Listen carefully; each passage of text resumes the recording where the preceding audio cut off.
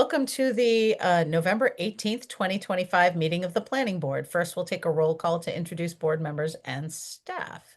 Phil Giordano, I'm here. Mike Derderian, I'm here.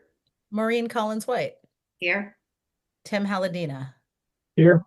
I'm Ellen Rawlings. I'm also here. We're also joined by Nora Loughnane, our Director of Community and Economic Development, Amanda Wolf, our Housing and Land Use Planner, Karen Skinner-Catrone, our Conservation Agent and Tree Warden, Charlotte Lynch from Westwood Media Center, and Jess Cole, our Recording Secretary. Did I miss anybody? I don't think so. Good. Okay. This meeting is recorded by Westwood Media Center and broadcast live on local cable television Comcast Channel 6 and Verizon Channel 42. Meetings are also live on the Westwood Media Center's YouTube channel. If you're interested in joining the meeting via Zoom, you can find the login directions in the Planning Board meeting notice that is posted to the calendar section of the town's webpage at https://www.townhall.westwood.ma.us/. We will begin the meeting with only the board members and staff unmuted and on video. As the chair recognizes individuals to speak, we will unmute them. Board members may choose to mute themselves when they are not speaking in order to minimize background noise. For applications, the chair will first invite the applicant to address the board and give a presentation summarizing what is being requested. Board members received the application materials prior to the meeting and will have reviewed them.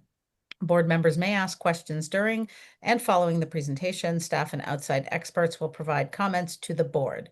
If the issue includes a public hearing, the board will then proceed to the public comment portion of the public hearing and will restate the instructions. In this remote meeting format, residents and guests may participate in several ways. Attendees should raise their hand and wait to be unmuted and recognized to speak over the Zoom meeting application or from a telephone dial-up. We will be able to hear you but not see you. Additionally, comments may be submitted by email or regular mail prior to the meeting. When we come to that part of the meeting, I will remind everyone of the process. Following the public comment portion, the board will deliberate and make a decision or continue the hearing to a specific future date. All remote meetings require that votes be taken by roll call. When a motion and second has been made, the chair will ask if there's any further discussion before proceeding to a roll call vote and will then restate the results of the vote. All right, Nora and Amanda, do we have any changes to our agenda this evening? No changes. All right, with that then we will start with our first item of business is 125 Woodland Road. This is a public hearing, so I will read a portion of the legal notice. Ellen, Yes. I'm going to recuse myself from agenda item 1 and 2, please. Okay. All right. Okay. We'll give it a minute then, Okay. and we'll bring Maureen back in once we're done. All right. I'll start reading the meeting notice. The Westwood Planning Board and Westwood Tree Warden will hold a remote public hearing on Tuesday, November 18th, 2025 at 7 p.m. on Zoom for consideration of a scenic road approval filed by the Town of Westwood Tree Warden for the removal of a tree in the public right-of-way at 125 Woodland Drive, Westwood, Mass. 02090, in accordance with PB-25-49. Land affected, Assessor's Map 13, Lot 004. All right. All right. Amanda, you're one step ahead of me. Looks like Amanda has a photo of the tree in question. All right. Karen, did you want to speak to this? Yes. So I did do several site visits. I watched the tree for probably 5 months, and so we started early spring. I waited for the leaf out. A lot of the limbs didn't have leaf out, and as you can see, there's a scar. It looks like probably a car hit the tree. So it definitely is unhealthy and should be removed for safety reasons. Thank you. And this tree is within the right of way. Okay. Yeah, I see that big scar. Okay. Any other comments from staff on this? Not seeing any. I see head shaking. Any comments or questions from board members?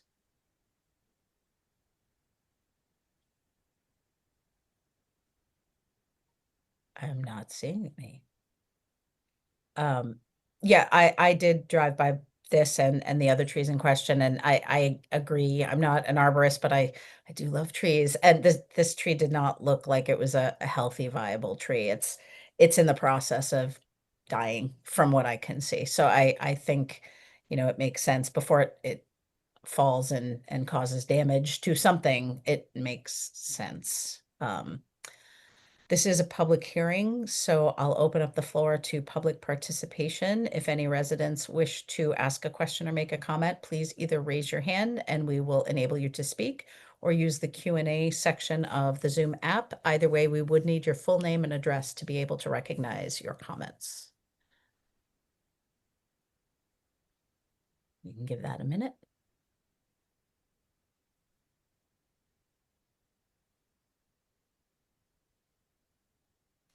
I'm not seeing any hands, nor am I seeing anything in the Q&A. So with that in mind, I would happily entertain a motion. I'll start. I move that the planning board and Westwood tree warden grant scenic road approval for removal of one tree within the public right-of-way along Woodland Road adjacent to 125 Woodland Road, as described in the application therefore submitted to the planning board and filed in the office of the town clerk on October 21, 2025, subject to the following conditions. 1, except as modified by the conditions and findings hereof, the project shall comply with the project plans in all respects, and the applicant shall pursue completion of the project with reasonable diligence and continuity. 2, if the project or any condition imposed in this decision requires any other permit, license, or other approval from any board or commission or any agency of the town of Westwood or other regulatory agency of the Commonwealth or the federal government, the applicant shall make an appropriate application for the same and shall obtain all required approvals prior to the start of any work. If any condition of such permit, license, or other approval from any other board, committee, or agency is inconsistent with this decision, the applicant shall make application to the planning board for an amendment of this decision, and the planning board shall consider such application in accordance with the requirements of MGL Chapter 40, Section 15C, and all applicable planning board rules and regulations. Can we scroll up?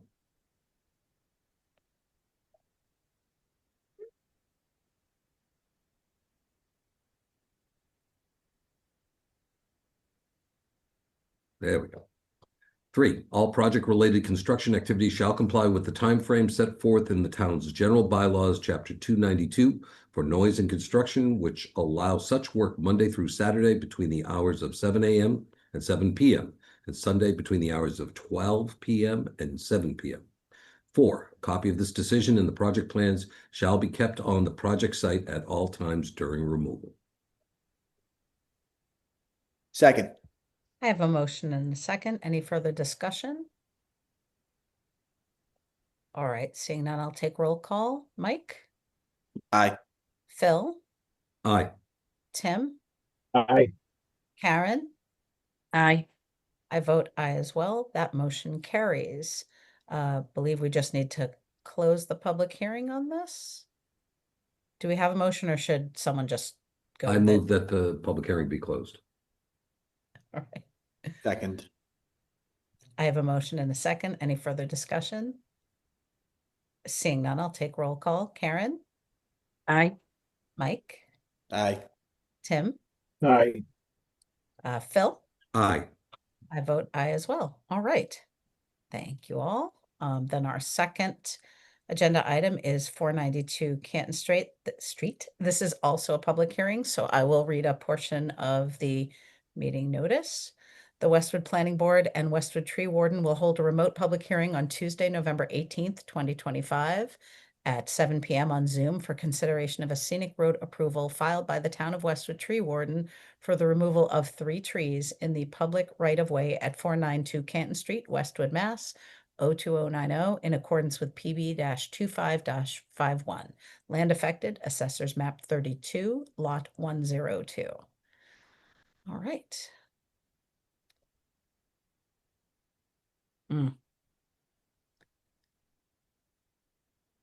All right. Karen, Amanda, Nora, whomever would like to speak to this issue, please feel free. I can speak. So there's 3 Norway maples located in the right of way at 492 Canton Street. one on either side of the lot and one in the middle. All were found dead. They have large scars, bark is falling off. They have mushrooms growing off the trunks, and there was no leaf out. So for safety reasons, these trees should be removed. Thank you. So all the trees are marked with a white X, and the notice was posted on each of the trees. Thank you. Any other comments from staff? I'm not seeing any. Any comments from board members? I'm not seeing any either. Yeah, these, I'm never happy when I see trees have to go, but I was actually really happy that all of the trees on the agenda for tonight were fairly obviously in Yeah. distress to me. I think one of the pictures we just scrolled by, you can see the insect holes, that one, the one on my right. And yeah, they're not trees that are doing well. So I had no issue with this application either. Okay, then again, this is a public hearing, so I'll open up the floor to public participation. If anyone had any comments or questions, please raise your hand or enter your comment in the Q&A in the Zoom app. Again, we would need your full name and address to recognize your question or comment. Give that a minute.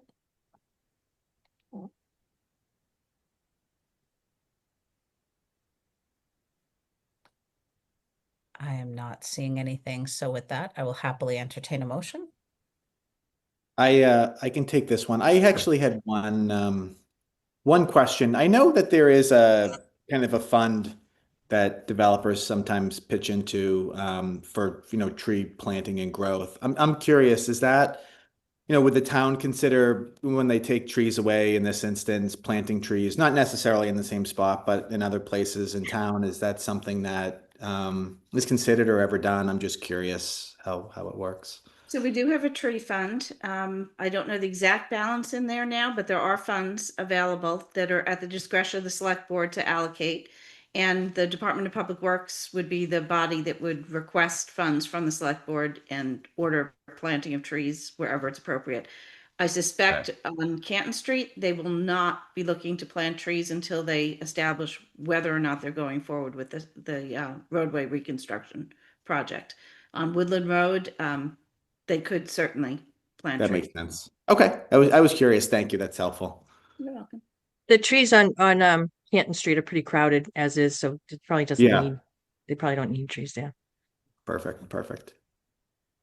Thank you. Good question. Okay. I move that the planning board and Westwood Tree Warden grant scenic road approval for removal of 3 trees within the public right of way along Canton Street, adjacent to 492 Canton Street, as described in the application therefore submitted to the planning board and filed in the office of the town clerk on October 17, 2025, subject to the following conditions. 1, except as modified by the conditions and findings hereof, the project shall comply with the project plans in all respects, and the applicant shall pursue completion of the project with reasonable diligence and continuity. 2, if the project or any condition imposed in this decision requires any other permit, license, or other approval from any board or commission or any agency of the town of Westwood or other regulatory agency of the Commonwealth or the federal government, the applicant shall make an appropriate application for the same and shall obtain all required approvals prior to the start of any work. If any condition of such permit, license, or other approval from any other board, committee, or agency is inconsistent with this decision, the applicant shall make application to the planning board for an amendment of this decision, and the planning board shall consider such application in accordance with the requirements of MGL Chapter 40, Section 15C, and all applicable planning board rules and regulations. 3, all project-related construction activities shall comply with the timeframe set forth in the town's general bylaws, Chapter 292, for noise and construction, which allows such work Monday through Saturday between the hours of 7 a.m. and 7 p.m., and Sunday between the hours of 12 p.m. and 7 p.m. 4, a copy of this decision and the project plan shall be kept in the project site at all times during removal. Second. I have a motion and a second. Any further discussion? Seeing none, I'll take roll call. Phil, Aye. Karen, Aye. Mike, Aye. Tim. Aye. I vote aye as well. That motion carries. And then we just need the motion to close the public hearing. I move that the planning board close the Scenic Road public hearing for the removal of 3 trees within the public right-of-way along Canton Street adjacent to 492 Canton Street. Second. I have a motion and a second. Any further discussion? Seeing none, I'll take roll call. Karen, Aye. Phil, Aye. Mike, Aye. Tim? Aye. I vote aye as well. That motion also carries. Thanks, everyone. All right, good. We can get those trees taken care of before we start getting snow and winter weather. So excellent.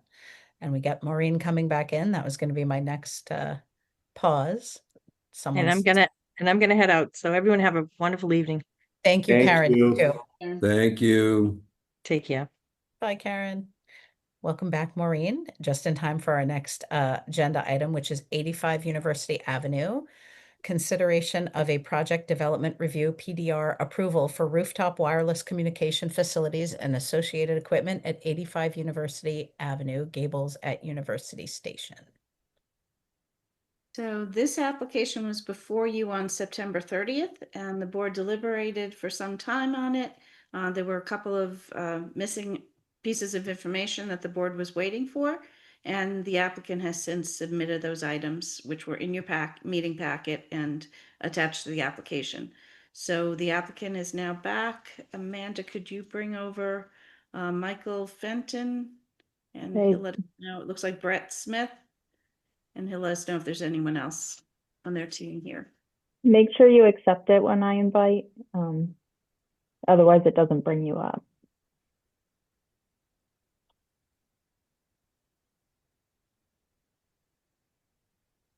Good evening, members of the board. Hello. I believe we should have a couple other of our consultant team members here. Greg Richard, our site acquisition specialist with Centerline Communications, and Avelio Sotolongo, our radio frequency specialist with C Squared.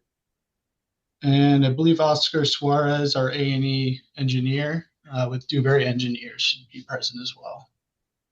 Thank you. I do see them all, so we'll work on bringing them in as panelists. Welcome back. Thank you.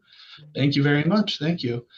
My name is Brett Smith. I'm an attorney at Schatz, Schwartz & Fenton with an address of 1441 Main Street in Springfield.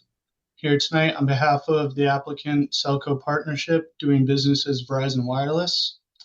As I just mentioned, we are accompanied tonight by the full complement of our consulting team, including Greg Richard, our site acquisition specialist, Avelio Sotolongo, our radio frequency specialist, and Oscar Suarez, our A&E engineer.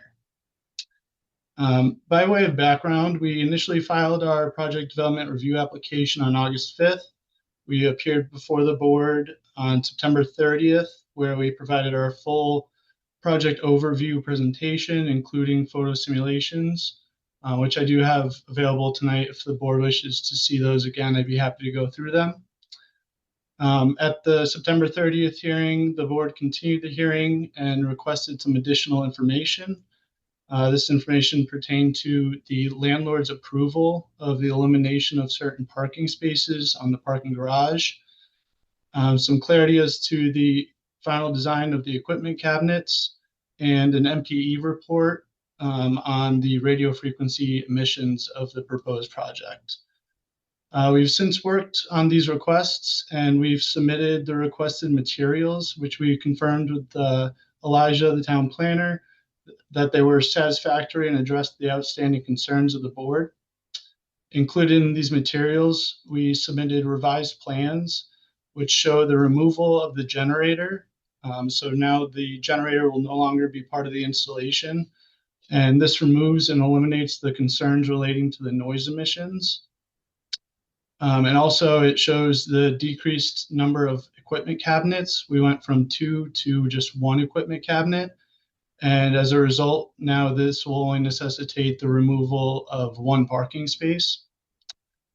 Additionally, we submitted a letter from the landlord, Westwood Gables, which confirmed that currently there are approximately 572 parking spaces, for which there are currently 339 parking permits issued, with a varying number of guest passes that are issued on a day-to-day basis, and that given the number of available spaces, there will be no adverse impact on the day-to-day functioning of the garage or the overall property as a result of eliminating just one parking space. And lastly, we also submitted a radio frequency compliance report, which shows that the proposed installation complies with and is significantly below the thresholds for all FCC emissions, regulations, and requirements. And with that, we respectfully request tonight that the board consider and approve our project development review application so that we can proceed with enhancing the data and voice service and coverage within the community. And we would be happy to address any additional questions that the board may have. Thank you very much. Any questions or comments from staff?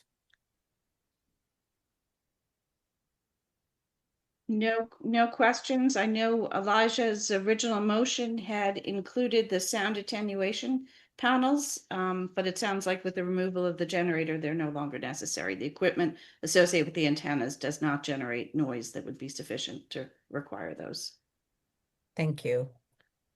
All right, any questions or comments from board members?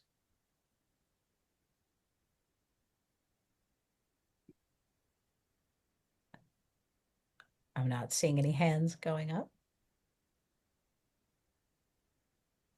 I did one other comment. One thing that was missing on the plans was the paint color that would be applied to all the equipment.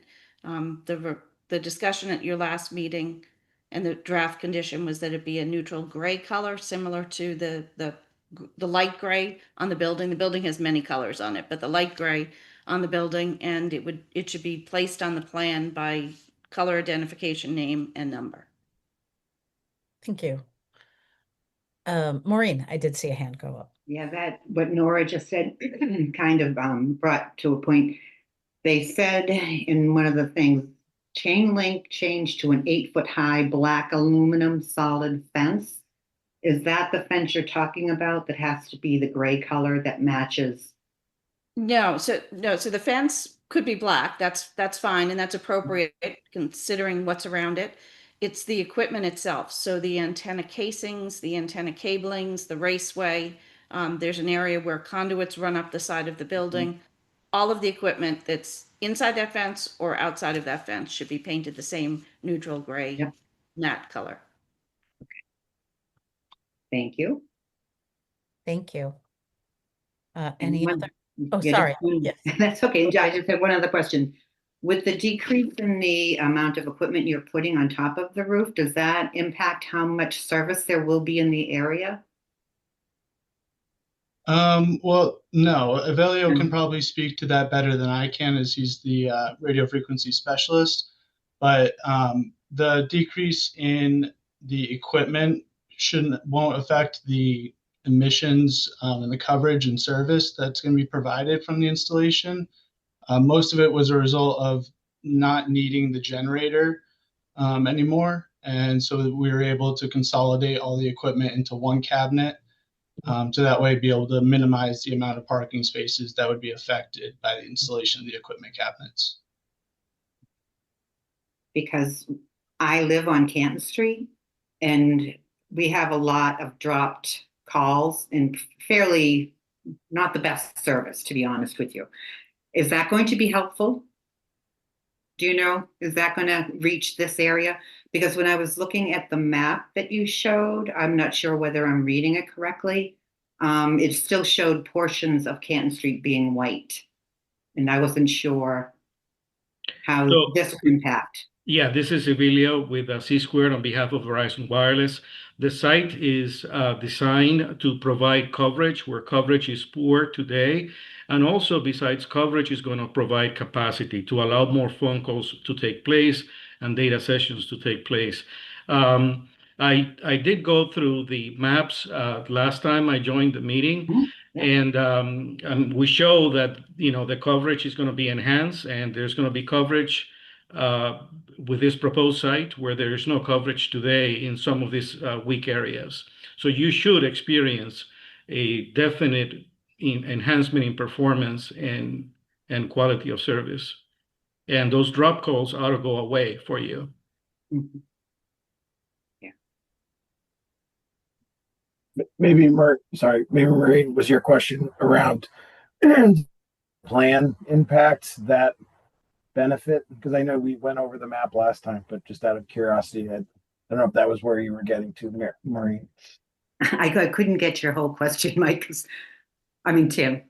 No worries. I was wondering if, because I'm curious too, is the change in the equipment needs that are going into Yes. this, is that impacting?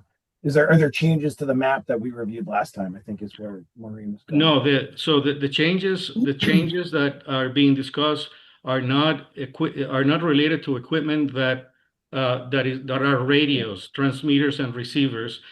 Though that remains the same. None of that has changed. Nothing has been taken away. Mhm. The changes are the removal of the generator, the enclosure around the generator, and the gas piping that would have fed that Would generator. have gone Those are inside no the building. longer on the. Okay. All right. Very good. I just have one question as it relates to the parking spaces. Apologies if we covered this last time, but what's the barrier or the enclosures between where it's going versus the existing like remaining parking spaces that will be there? And just out of curiosity, I was just looking through the materials to see. I don't know if I noticed any renderings of what it would look like next to a parking spot, if there's any barriers or just from a safety concern, just thinking through. So what it will be is the equipment will be behind this black aluminum fence with bollards located along the edges. That's the and fence. then Okay, there will be gotcha. a striped out parking space that's there now. Yep. And then there'll be the additional parking spaces that are in use. Got it. Thank you. Thank you. Any other questions or comments from board members? I'm not seeing any. I actually really appreciated the updated plans. I'm always a fan of when we can make something a little bit more compact and reduce the impact to the parking lot. So I appreciate the changes. So thank you for that. That was all I had. Unless anyone had anything else to ask, I think we could move to motions. This is not a public hearing, but I don't know if anyone wants to comment. It is a project development review. That is true, right? I was cruising along saying, "Oh, it's not a public hearing," but yes, if there was any public comment, I do see Oscar has his hand Yeah, he up. has a hand up. Yes, good evening, members. Oscar Suarez, 99 Summer Street in Boston. I'm currently working for Verizon Wireless on the development of the construction drawings, zoning drawings for you guys. Just got a quick question about the mention about the paint to match.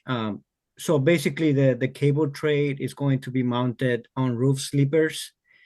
So that will not be visible from the street side. However, the screening that will enclose the basically the antennas inside, that will be the gray. There are three colors on the existing facade of the building. So I'm assuming that we're matching the gray that is on the facade right now.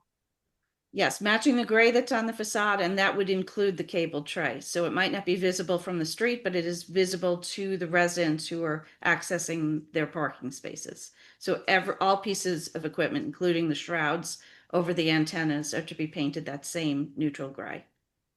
And also the cable tray cover Yes, on the roof? yes, Okay, all right. And then there are some conduits going along, the roof itself as well.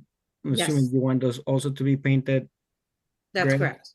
All Okay. components should be painted gray, except for the fence around the cabinet. Everything else should be the same gray. Okay, and then the parking garage also, we're attaching conduits to that location. We're painting those to be the color of the garage, correct? Correct. Okay, all right, sounds good. I just wanted to double check that. And then is there you said you wanted the actual color identification number on the plan.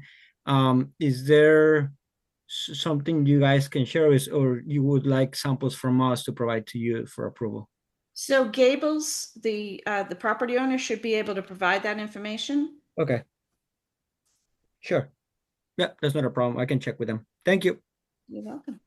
Thank you. All right, I'm not seeing anything in the Q&A, nor am I seeing any hands up. So unless anyone in any capacity has any other questions or comments, I would happily entertain a motion. Take this one. Go ahead, Tim. I, Tim Alladine, move that the planning board grant the requested project development review PDR approval for 85 University Avenue as described in the application, therefore submitted to the planning board and filed in the office of the town clerk on August 18th, 2025, subject to the following conditions. One, except as modified by the conditions and finding hereof, the project shall comply with the project plans and with the conditions of all prior decisions for the property in all respects, and the applicant shall pursue completion of the project with reasonable diligence and continuity. Two, if the project or any condition imposed in this decision requires any other permit, license, or other approval from any town of Westwood board, commission, or agency, or other Commonwealth or federal regulatory agency, the applicant shall make an appropriate application for the same and shall obtain all required approvals prior to the start of any work. If any condition of such permit, license, or other approval from any other board, committee, or agency, let's scroll.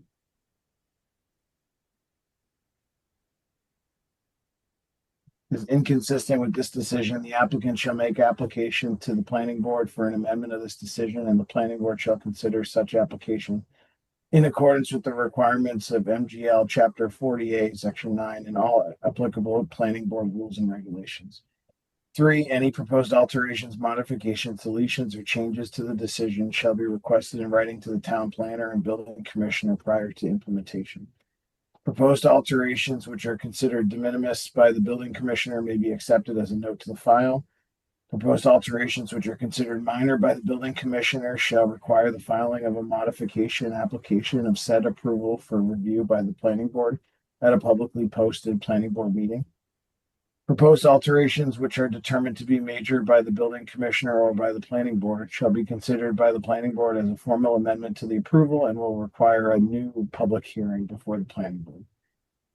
Or prior to the issuance of a building permit, the applicant shall submit a fully revised plan set for review and approval by the town planner, which plan set shall include the following revisions.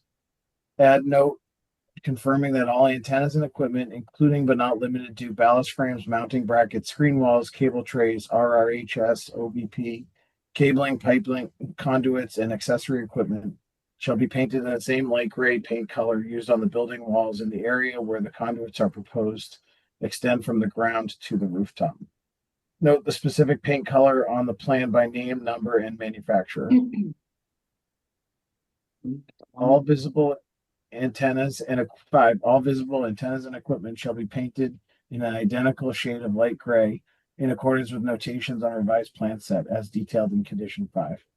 Said antennas and equipment shall be maintained and repainted as frequently as necessary to minimize fading or discoloration.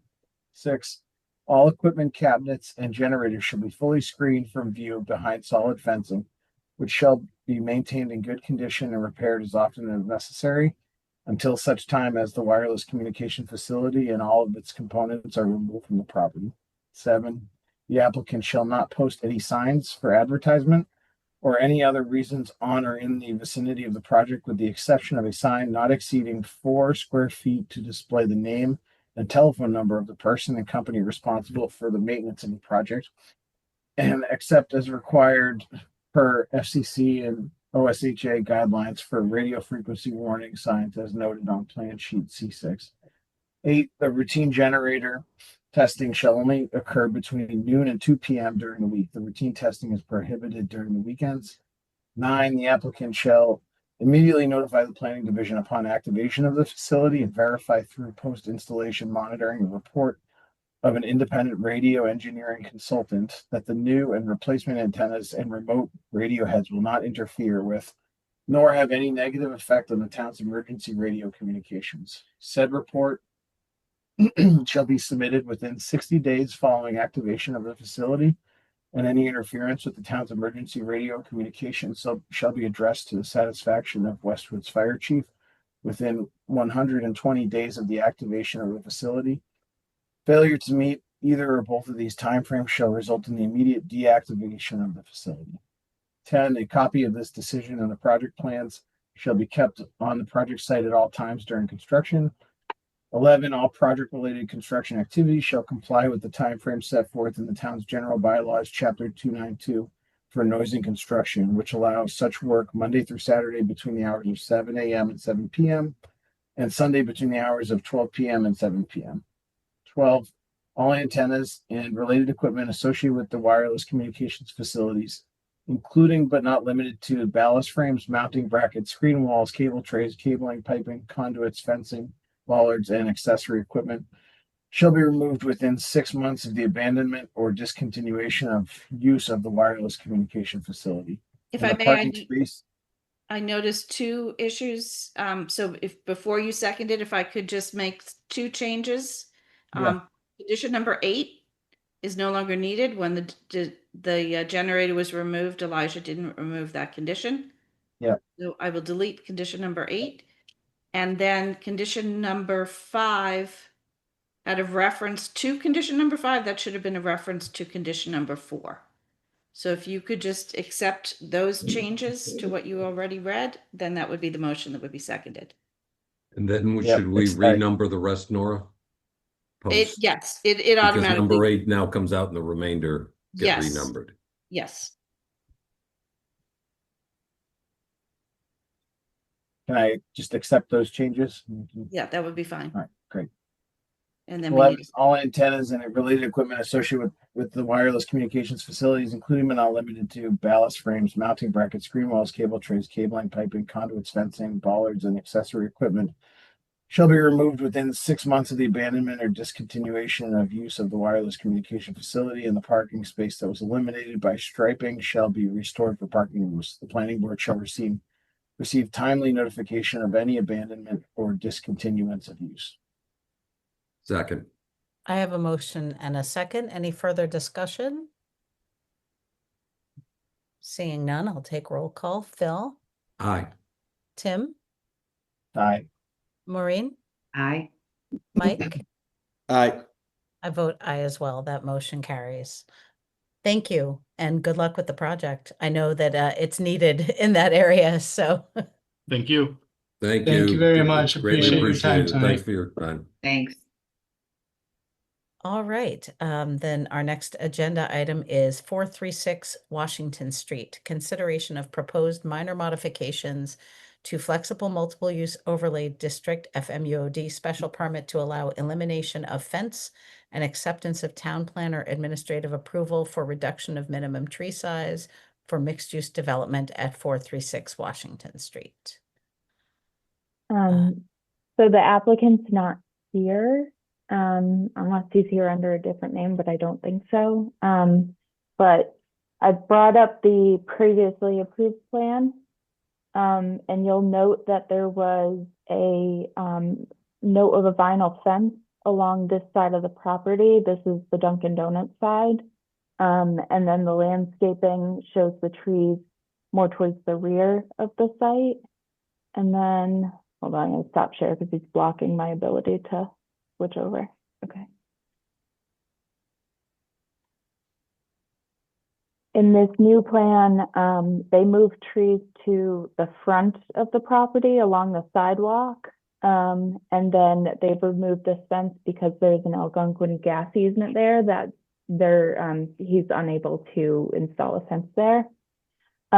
You'll also note that the caliber of the trees is smaller than originally approved. It was 4 inches, which is the policy of the planning board at the time when this was approved. And the applicant is asking for 3-inch caliber. Another thing I'll note is that this was approved prior to the native species requirement of the planning board. So non-native species are used, but the approval was prior to that adopting the policy. so if I could just give an explanation of what happened here. So in 2023, when this project was first approved, the prior landscaping plan was approved by the board. The project was modified in, I believe, early 2024. The same landscaping plan applied. When the applicant actually got around to planting in October, I believe it was, of 2025, he was unable to obtain trees that were the minimum size that the board required.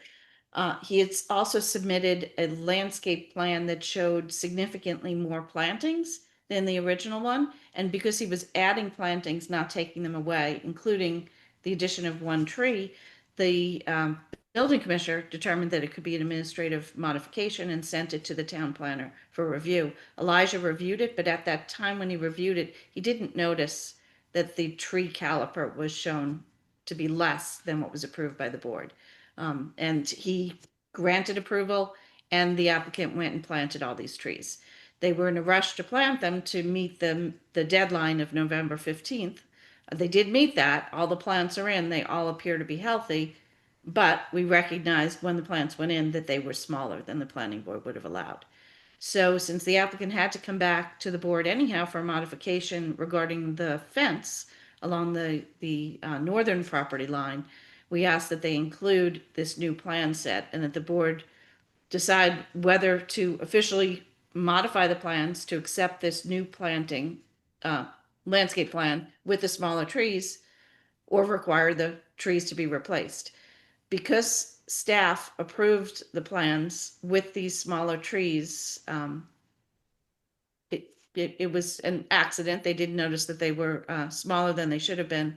I think it would be a hardship to the applicant at this late date to request the trees to now be pulled out and new trees put in that are larger. So that's my advice to the board, is to consider whether you would otherwise accept the changes, and to also focus on the lack of a fence. So we did talk to the applicant about if they couldn't put in a fence, could they put in bollards? But they have the Algonquin gas easement, they will not allow them to put anything in that location, not even additional curbing. So this is what's before you today.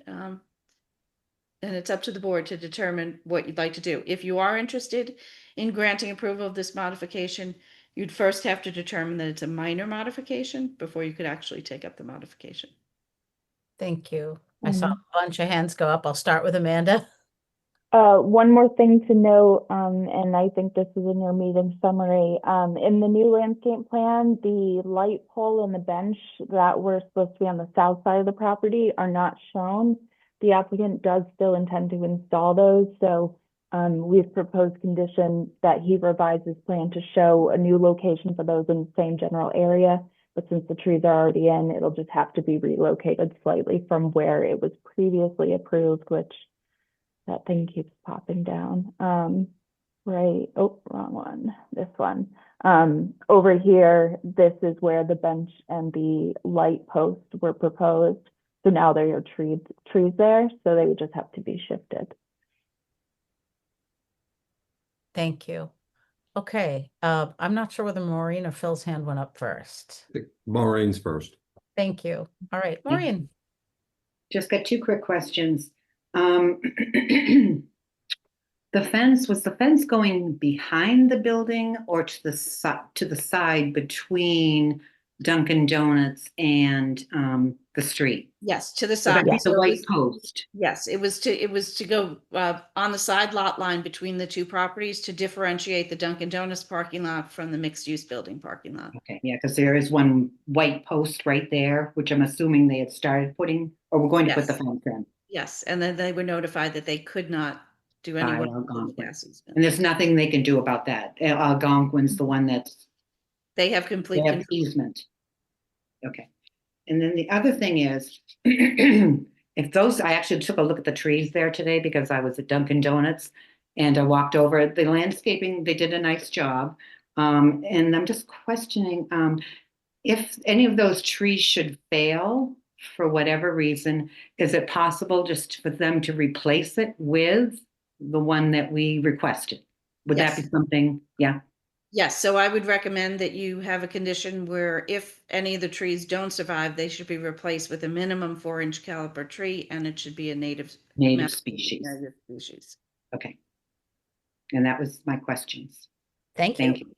Thank you. Phil, yes. Nora, I just have a question regarding the easement. I get the objection on the fence, but they can preclude even curbing or some other kind of that strikes me as pretty stronger than what I understood, but Yeah, maybe so you can we went through explain. we went through something very similar on the 22 Everett Street property. They have Yeah. complete control over any work within the easement, any construction of any kind. We also went through it at the high school for the Amoresco Solar Canopy project. So Algonquin has full control over that, and they are not allowing anything to be in there. Now, it would have been nice for the applicant to have pointed that out at the beginning of the project, in which case the planning board probably would have designed the project differently so that the fence could have gone outside of the easement, or there could have been some different treatment in that area. But we've learned it late in the process, and unfortunately it is what it is. Now, for many years, there were parking spaces for Dunkin' Donuts and parking spaces for the former tenant in here, K&S Printing, that were in the same configuration they are now. And there's never been a concern where people parking in one spot are driving across the other, because there is this very slight grade change. So people have not driven over it in the past. We were hoping to make sure that wouldn't happen by having a fence or bollards, but it doesn't look like we'll be able to. I remember the 22 Everett issue, and that's why I was hopeful that it was going to be, we were going to have a little bit different outcome here, but you're saying they have complete power, is that right? Pretty That is much. right. Their easement is ironclad. Okay, that was my question. Thank you. Thank you. Tim? I was just gonna, it's along the same lines. My issue with this area in general on Washington Street is all the different entries and exits for all the different businesses. And I notice all the time people going in and out of different, for one business into another. So is there going to be any line of marcation or divider? I understand that there's an easement there, but up to the point of the property, is there intention of putting, I couldn't really tell from the diagram. I would be strongly in favor of having something as opposed to just, it just, in my mind, it doesn't, there's an aesthetic and a safety element to this where all of these businesses on this road there are curb stops pretty there big that are between the already two. in place, and there won't be anything else that will be allowed to be added there. And as I mentioned, this is the existing condition that's been there for many years.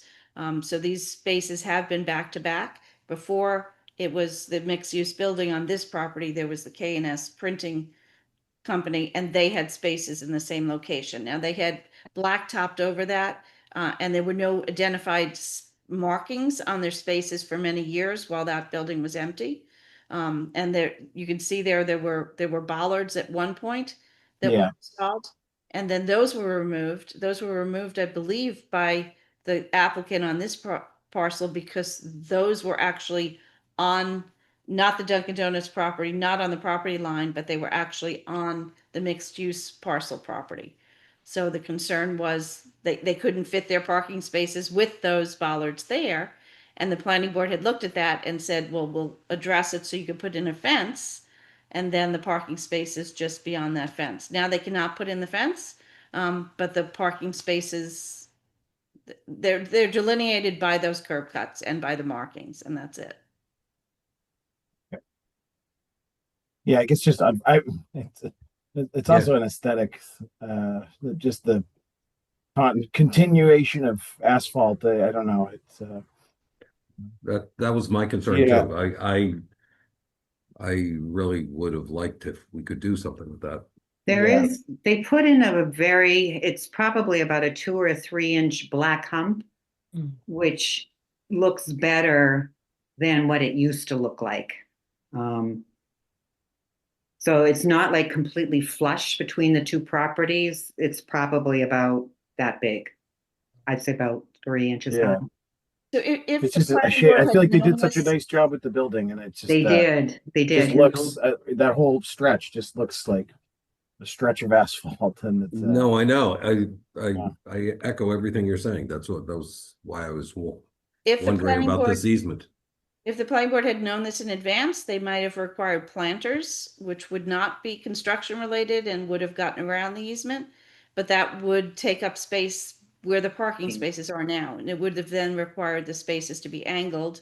By angling them, you would lose at least one space and you would need a turnaround area. So those would have all been appropriate considerations at the time the planning board was approving this. And if you recall, it was originally approved as a renovation of an existing structure, Mhm. which didn't allow you a whole lot of flexibility with the layout. But then when it was modified to be a new construction, that would have been an opportunity. Had you been advised that this easement was an issue here, that would have been an opportunity to completely redesign the project so that you had a landscaping buffer there and you move the building to a different location, move the parking.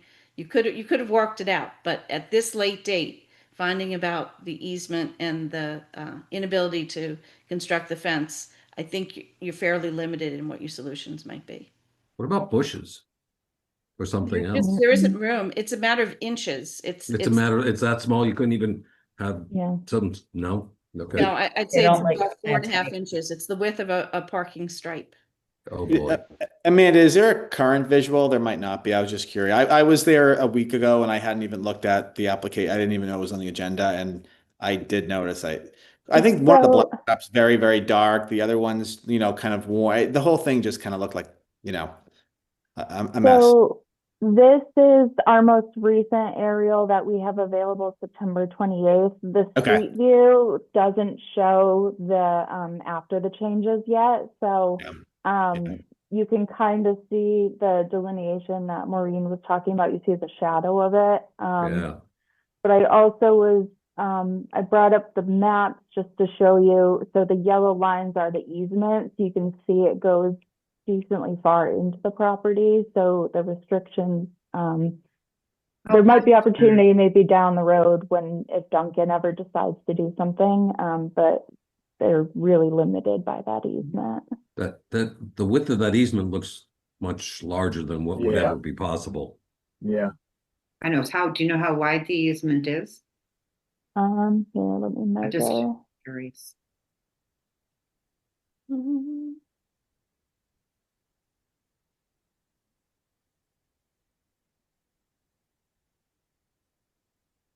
Hold on, the map's freezing up on me. The problem is where we are now. We're kind of I stuck. know.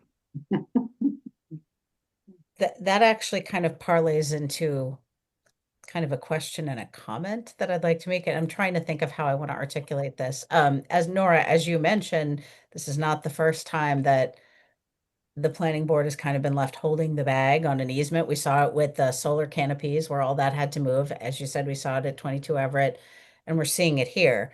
In my experience, gas easements are not, this is not a new easement, and it's not really a subtle thing. So I guess I'm trying to your point, we had an opportunity where we could have addressed this, but because it was not identified or disclosed, we've missed that opportunity. So I guess my question is, my assumption has always been it's the applicant's responsibility to know all these things ahead of time. And we've seen a few times now where both outside developers and a contractor who was working for one of our own town departments kind of failed on that. What recourse do we have, and what can we as a board or as a department do to kind of get ahead of these things? Because it's becoming a pattern, and for me, it's a problem. I don't like being in this position now where maybe there was something we could do and we are limited. They won't let you plant anything on an easement, and there might have been room for some redesign here, whereas you say there's inches, but now we don't have that opportunity. And I'm hearing from my colleagues that sounds like many of us are unhappy with the end result here, understanding that there isn't much we can do. So is there an opportunity for us to kind of make sure that developers or applicants get out ahead of these things so that we're not having to have this kind of conversation again? Absolutely. So when staff review applications, they should be identifying where recorded easements are. So something like an Algonquin easement is on town mapping already. So that should have showed up, and staff should have been able to identify that it was there and ask the applicant to submit a certified letter from Algonquin allowing the changes that were proposed. That wasn't done in this case. In the case of Amoresco, the easement on the high school property, the easement was pointed out and was specifically discussed with the applicant, and the applicant indicated that they had an agreement. But they were not requested to produce that in writing. So I would say going forward, wherever there's a known easement, wherever there may be an easement and the applicant's responsible for providing information. If we know there's an easement by looking at the town mapping system that includes the easements, the larger easements, like for Algonquin Gas, staff should require as part of the application certification from the holder of the easement that the work is acceptable. I was just going to say that it should be part of the application and Yeah. everything get known at the outset. Right. And for the record, I know because I was aware of a particular pipeline project in Islington about 10 years ago. There's a lot of Algonquin major transmission lines running through Islington, so that there's probably several easements, particularly in that Washington. I mean, you can see the yellow there. I think that's yeah, that's that if more of Islington Center kind of makes changes, or even if they just dig up their parking lot, the easements are copious in that part of Westwood. So I think that's just something that we may see again. So yeah, thank you. I like the idea of adding that, some sort of certified documentation that they either have an arrangement to do X, Y, and Z, or that they don't, so that we want to work around it if we decide that's the right thing, or if the board decides that's the right thing. That would be really helpful. Because I'm a little disappointed too. I thought the fence was going to look good, and but we can't do anything at this point aside from it sounds like they put some sort of Cape Cod berm or something in between, which is better than nothing. But still, like if I really wanted to drive over that to get to Dunkin' Donuts, It would be very easy to do. I could. Yeah, it's not going to take out my undercarriage or anything, so it's not really deterring anyone from doing that kind of thing that Tim Yeah, said. but you can walk. That's true. That's Walking what I did. I isn't walked. as much I of didn't a take my problem. car over the bump. See, that's good, but still, I think the visual, it just looks a little complete from what I had envisioned. But overall, the project is lovely. So yes, so that was about the fence, right? We were talking about the fence. We still have to talk about the trees. I, for the record, I'm on board with that condition. I understand how this all played out.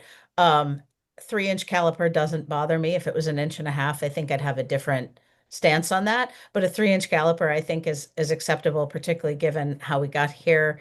And I was kind of kicking myself over the native plants because I said, how did I miss that? And then recalled that it was prior to us having that codified as something that we require. So I agree. Like I would say not just the trees, but any plantings that fail should be replaced with the native species instead of whatever is there now. So so with that, on that end of things, I'm okay with it. And I think that can be handled via condition. And Nora, I heard you. That's there.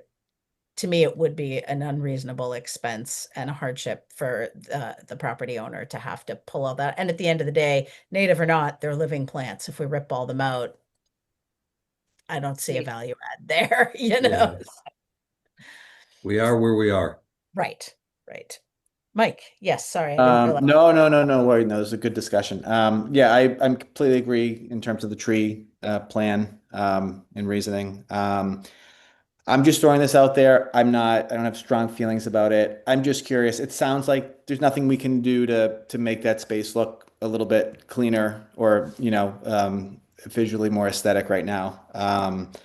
Are we, like Nora, are we certain there's nothing? I know the applicant's not here today. Like, I'm not seeing visuals that the applicant might have presented.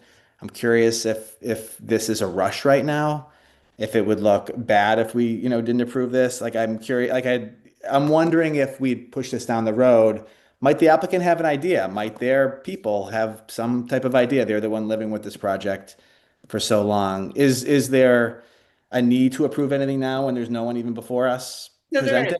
Or we have the application, we should act on it, now, It's an issue of their certificate of occupancy, which has been held off awaiting this decision. So they don't have a full certificate of occupancy for the building right now. Okay. And they won't be able to get one if they're inconsistent with the plans. as for a potential solution, I think the only solution, if you want to get some width on that area to put in some planters, you'd need to change the parking spaces, and you will lose spaces because you'll have to change them to angled spaces, and then you'll have to leave yourself a turnaround. So my guess is you would lose either 2 or 3 spaces. And if you recall, this parking for this mixed use building was already I believe it was 1 space less than the parking requirements. So the board granted reduction in parking already. So you would have to lose 2 or 3 more spaces. We have 5 apartments that all certainly need their own spaces. And then the 2 commercial uses, one is a law office and the other is a nail salon. Both active, similar times of the day. Turnaround would also, I think, be really challenging if I'm not mistaken. Yeah, Yeah. that was tight. It would be. Yeah. I don't know how that one would work. It would be a hammerhead turnaround. So would not be the best arrangement. Not at all. Is it unusual that no one's here right now? I agree with you. I don't want to. I want these businesses to start thriving quickly. I'm just curious. No one's here to talk to us about it. So it is unusual, though I don't know what conversation Elijah had with the applicant and whether, I don't know. And Elijah is on leave today, so I don't have a way of really finding that out. All right. I just want to throw it out there, but I kind of agree with what you all said. You got me thinking though. So I do see Amanda's hand up. I'll let you talk first and then I'll throw out to piggyback off Mike's comments. Amanda. Yeah, so I just was going to give an example for some of the newer board members of how restrictive these easements have been. With the high school project, they weren't even allowed to put a sidewalk down. And that's something that can pretty easily be removed. And I mean, it's an expense, but it's not a fence, it's, concrete. They wouldn't even allow it in that case. And then the other thing I just wanted to highlight is until this property gets its final occupancy, right now it has conditional occupancy, we can't add these units to our SHI. So that's another reason for the timing that we want to be mindful of. Yeah. I'm not sure we're going to be able to come up with a solution anyways, unless those significant expense. I have an idea that is a little less open to your idea, Ellen. Well, I remember when we were talking about 22 Everett and our desire for a walking path somewhere to the train station was hindered by the fact that, there are other abutting property owners that would have to grant easements, but we included a aspirational condition that basically asked that developer would continue to pursue it.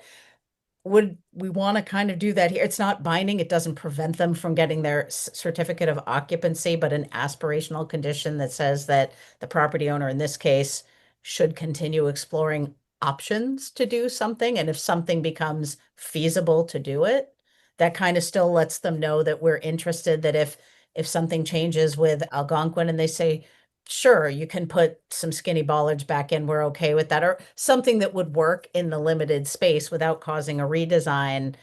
Would there be any harm or any desire to include an aspirational condition? I think that's a great idea, simply because it kind of keeps it a little bit in the higher level of being noticed. Once it's aspirational, it might tick up in the attention span. So is that okay, Nora? That's fine. Yeah. I'm trying to put together. We don't hinder anything in that respect, right? But it stays on the table as something that, if possible, we would like to see, right? So yeah, I remember doing that. That was a good idea.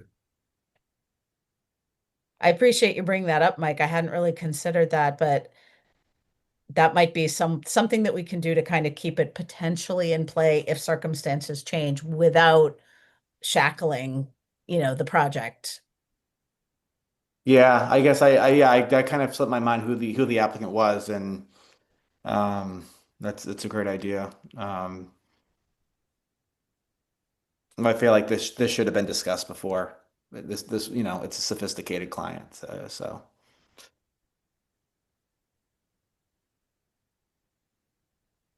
Cool. So it sounds like nobody objects to adding that aspirational condition so that hopefully at some point, maybe not right away, but maybe at some point there'll be something that can be done. All right, I took a stab at it and you can.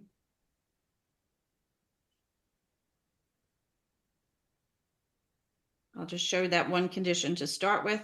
You can let me know if you would like to change the language. It's condition 7 here.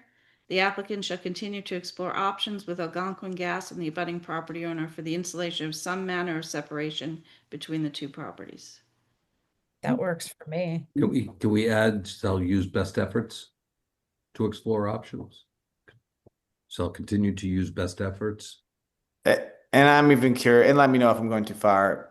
I mean, can we put in something like, and shall report within the next 12, submit a brief report within the next 12 months of any efforts that have, or any advancements or something to keep the, you have to maybe spend 5 minutes and submit something to us. To the town planner, yeah. Like a status report, which could be nothing's changed, but By saying best efforts, then it's not just something they can say, oh, I tried, but they actually have to do something that, right. which is documentable.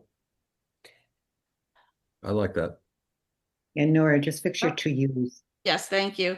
I You're like that you included with the abutting property owner, because the easement is a little less burdensome on their end, and they may have a little bit more flexibility with their parking spaces. They may be willing, planters might work on the Dunkin' Donuts property if they're willing to do it. I like that if the two properties can collaborate, there might be a solution there that works. Or I would insert the word to explore after the word efforts. Shall continue to use best efforts to explore. There you go. I think that works. I like that. Okay. All right, so if the board is willing, the first motion would be to determine that the proposed modifications are minor. Right. This is a two-step process. Thank you. Want me to read it? You want to? Are you going to go with the long one there, Maureen? I am. I'll do the whole thing. You're up for it. Okay. I am. I move that the planning board determine that the changes proposed in the application for modification of the consolidated flexible multiple use overlay district special permit environmental impact design review approval at 436 Washington Street as described in the application, therefore submitted to the planning board and filed in the office of the town clerk on November 5, 2025 are minor in nature. Second. I have a motion and a second. Any further discussion? Seeing none, I'll take roll call. Phil? Aye. Mike? Aye. Maureen? Aye. Tim? Aye. I vote aye as well. That motion carries. We have another motion. Nora, was the tree in there in this part too? Yes, I can show you that if you want to see that before we go. Yeah, before I. All right, so that's in condition 5. The last sentence was added. All replacement trees shall be a minimum of 4-inch caliper, and the town planner shall confirm that the replacement plants satisfy the native species requirement prior to. Thank you. Should we change the replacement trees? Well, I was trying to cover, so the sentence before that said any plantings that do not survive shall be replaced in kind. Right. In perpetuity. So I was trying to cover the native species with all of the plants and just the caliper on the trees. Yeah, that Okay. reads. Yeah, that works with replacement trees of the caliper and then the replacement plants. Okay. That's good. All right. All right, Maureen. Here we go. Big deep breath. I move that the planning board grant the requested modification of the consolidated flexible multiple use overlay district special permit environmental impact design review approval at 436 Washington Street as described in the application thereof submitted to the planning board and filed in the office of the town clerk on November 5, 2025, subject to the following conditions. 1, except as modified by the conditions and findings hereof, the project should comply with the project's plans and with the conditions of all prior decisions in all respects, and the applicant shall pursue completion of the project with reasonable diligence and continuity. 2, if the project or any condition imposed in this decision requires any other permit, license, or other approval from any board or commission, or any agency of the town of Westwood or other regulatory agency of the Commonwealth or the federal government, the applicant shall make an appropriate application for the same, and it shall obtain all required approvals prior to start of any work. If any condition of such permit, license, or other approval from any other board, committee, or agency is inconsistent with this decision, the applicant shall make application to the planning board for an amendment of this decision, and the planning board shall consider such application in accordance with the requirements of MGL Chapter 40A, Section 9, and all applicable planning board rules and regulations. 3. Any proposed alterations, modifications, deletions, or changes to the decision shall be requested in writing to the town planner and building commissioner prior to implementation. A. Proposed alterations, which are considered de minimis by the building commissioner, may be accepted as a note to the file. B. Proposed alterations, which are considered minor by the building commissioner, shall require the filing of a modification application of said approval for review by the planning board at a publicly posted planning board meeting. C. Proposed alterations, which are determined to be major by the building commissioner or by the planning board, shall be considered by the planning board as a formal amendment to the approval and will require a new public hearing before the planning board. 4.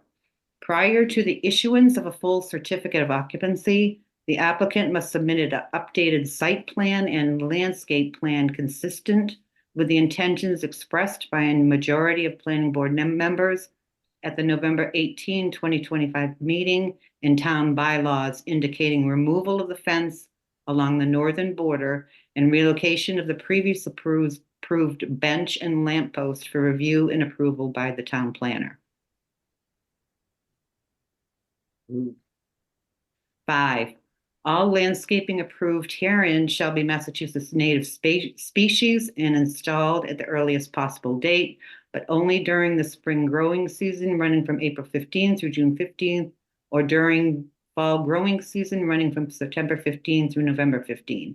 Any plantings that do not survive shall be replaced in kind in perpetuity at the property owner's expense. All replacement trees shall be a minimum of 4-inch caliber, and the town planner shall confirm that the replacement plants satisfy the native species requirement prior to planting. 6. All project-related construction activities shall comply with the timeframe set forth in the town's general bylaws, Chapter 292 for noise and construction, which allows such work Monday through Saturday between the hours of 7 a.m. and 7 p.m. and Sunday between the hours of 12 p.m. and 7 p.m. 7. The applicant shall continue to use best efforts to explore options with Algonquin gas and the abutting property owner for the installation of some manner of separation between the two properties, and shall submit a report to the town planner within 12 months of this decision. 8. A copy of this decision and the project plan shall be kept on the project site at all times during construction. Second. I have a motion and a second. Any further discussion? All right, seeing none, I'll take roll call. Tim, Aye. Phil, Aye. Mike, Aye. Maureen. Aye. I vote aye as well. That motion carries. Okay. Excellent. Right. The applicant is not here. So our next, if I can find my window, our next agenda item is 789 Clapboardtree Street. Consideration of request for planning board acceptance of town planner administrative approval for reduction of minimum tree size in association with limited environmental impact and design review, LEIDR, approval for Lifeworks at 789 Clapboardtree Street. So this is similar to what happened with 436 Washington Street. The main difference is that this was a limited EIDR approval for nonprofit use. In this case, it was not so much that a new plan was submitted for the landscaping that was different than the original plan. In this case, the planning board granted approval without a landscape plan before it and gave the town planner the authority to accept a landscape plan. when Elijah accepted the landscape plan, he, I believe the landscape plan that was accepted showed 3-inch caliper trees on it, and he did accept those. However, when it came time to plant, the applicant called him and told him that they couldn't find trees that were larger than 2.5 inch, and they had to change the species of the trees as well. Amanda, do you remember what the original species on the? Yeah, so to clarify, they planted, it was American hornbeam, and they did plant them, but then they didn't survive, and 2 were initially flagged as looking like they weren't going to make it, and then Karen Catroni had worked with them on site to look at the other trees, and it turned out all 4 were looking questionable. So when they went to replace the 4 American hornbeam that were approved by the town planner, that's when they ran into an issue of getting trees that were the 3-inch caliber and American hornbeam. So that's when they switched over to the Dogwood. the dogwood. Yeah, the dogwood, because that's what they could get at that point in the season. And they were 2.5 inch. So Yes. Then it came to light when this happened. So Elijah, in an email, gave them approval, said, all set, go ahead and do that. And I was reviewing it after the fact with the building commissioner and noting that it's not within the town planner's authority to make a change like that. So we're in another situation where the applicant has relied on the direction that he was given by staff. And so these trees, I believe, have now been planted. They're the smaller trees. They're a different species of trees than the original plan approval, yet there was no modification application that even came forward. So this was kind of a field change. It was not handled the way it should have been handled. But in order to move forward with this and not cause problems in the future, the building commissioner added a note to the file requesting that the planning board acknowledge how this was handled, and do so at a public meeting. So that's what we're actually asking you to do here tonight. A little bit different than granting an approval. It's more just acknowledging that this is the process that was followed. And this is how we got smaller trees and trees that may not have been the type that the planning board was looking for. Thank you. And so there's nobody here from Lifeworks. We could just jump into our discussion. There is not, and we didn't actually, because they are a nonprofit, we didn't want to take their time even to request that they file another application requesting for a modification, because it really wasn't their fault that this went the way it did. I agree with that. Okay. Since staff presented, I'm going to assume there's no other staff comments at this time, so I will open up the floor to board member questions. So I'm curious to know, so what an acknowledgement or what action exactly does this kind of fall within? What this does is it allows it's not a true action by the board. It's just the building commissioner looking for, to make sure you're aware of it. The building commissioner is willing to approve this as a field change, but feels uncomfortable doing so without the board understanding what transpired here. So what the request is, I'll share my screen to show you the language that I am proposing, but we can change it to anything that makes you more comfortable. It's saying that you essentially acknowledge how this error came about, and you consent to the planting of the undersized trees. The consent is probably, if you're not comfortable doing that, I can just go with the acknowledge it. It's just a question of the building commissioner wanting to make sure that the planning board understands what happened here, because it's the planning board that has the authority to approve the landscape plan, even for a limited EIDR. It is not the town planner's authority. And you granted the town planner the authority to review and approve the plan, but it was to review and approve a plan that was in conformance with the planning board standards, and this plan was not. So it's essentially legalizing, without using that word as a lawyer, the administrative approval that was not to be made, essentially.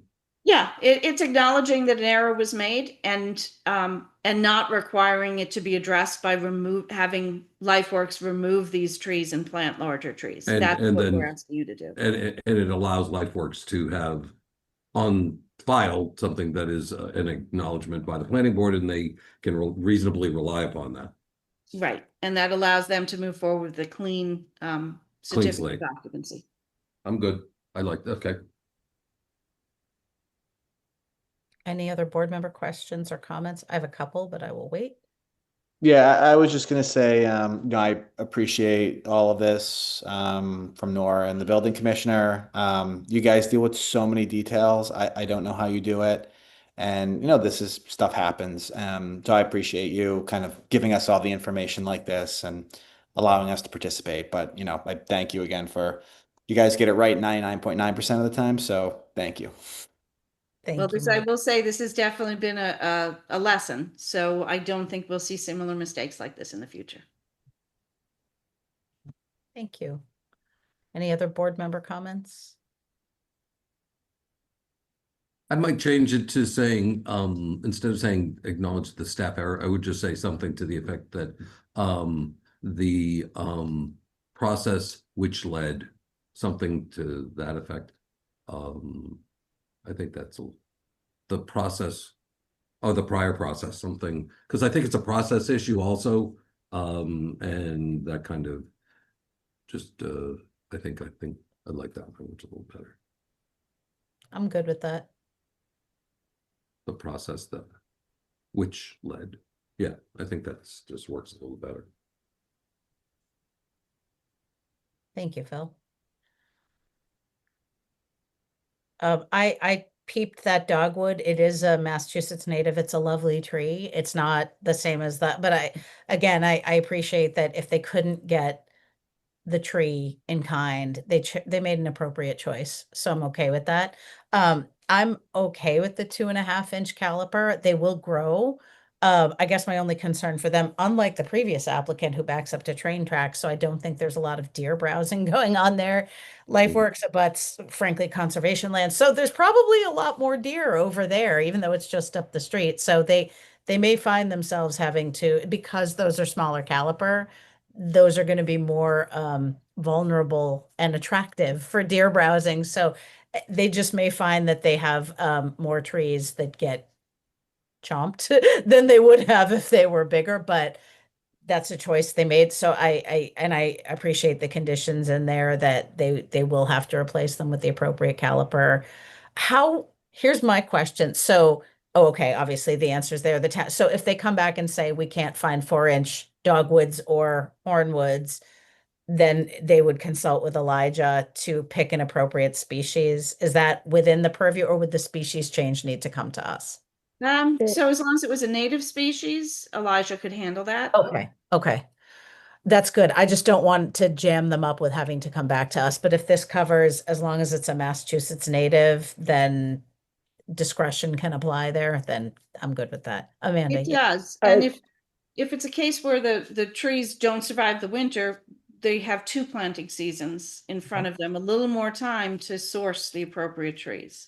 So they don't need to rush to make the spring deadline. They could wait until the fall if that means they can get the right thing. 4-inch, yes, 4-inch native tree. Okay. To clarify, these trees have been planted, so the dogwoods are in. Right. It's more of a matter if they don't survive. Right. That's what I meant, because now we're into Yeah. the season where we're going to see more browsing because the preferred food supply is becoming less and less as we're going into winter. So I'm hopeful those trees survive, but if they don't, they provided food to another important native species. So circle of life and whatnot. But that would be, in general, I would personally discourage the smaller caliper because of that, because it adds increased expense for the applicant. But if they're already in and it's a choice they've made, I don't have any issue with it. They picked a nice species. So that was my piece and I've said it. So if there's no further discussion on this, I'm happy to entertain this motion. I'll go. I move that the planning board acknowledge the process which led to an administrative approval of a revised landscape plan and the planting of undersized trees in association with the Limited Environmental Impact Design Review, LEIDR, approval for 789 Clapboardtree, and consent to the planting of said undersized trees in satisfaction of the landscape requirement as set forth in the Planning Board September 10, 2024 LEIDR approval for this property, with the understanding that if said trees do not survive, they shall be replaced with minimum of a 4-inch caliper trees in an appropriate Massachusetts native species to be approved by the town planner prior to planting. And we Second. need a second. I have a motion and a second. Any further discussion? Seeing none, I'll take roll call. Phil, Aye. Mike, Aye. Tim, Aye. Maureen? Aye. I vote aye as well. That motion carries. All right. On to our next agenda item. How's everyone doing? Does anyone need a break? We could take a short break or we can just plow on through if people are Wow. Are we good? I think we're good. good to plow. All right. Yes. Sometimes Ellen asked that question because she might want. Yeah, should I? Is that self-serving, Ellen? No, I'm actually fine. Okay. I We've saw gone I mean, longer. do we I saw- need to like blacken out your camera just for a few minutes? No, but I actually, Mike, not to put you on, I saw Yeah. you kind of moving, so I wasn't sure if the position change was an indicator that maybe we should take 5, but I have 45 minutes. okay.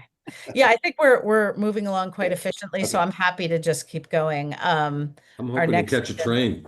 Oh, what, do you Oh, have a hard Phil. stop, Phil?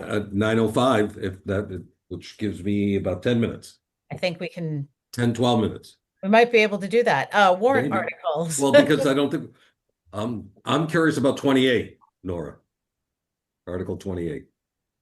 Okay, Which so is Article good. 28 was approved. There was language that was stricken. Yes. The Attorney General's office was concerned that we might be creating some kind of a loophole by saying that the bylaw would allow an ADU in the case of a legal existing I read this and I was residential property. flabbergasted. I don't think they really read the full sentence. I think they read the first clause and thought there was a loophole and didn't say, or in the case of a new construction of a residential structure. I don't think they read the whole thing, but They I didn't went read over it. with our town council, who's not concerned about Okay. the change in the language. Because in the end, it's up to our building commissioner to determine something is a residentially zoned property or a residential property in any zone.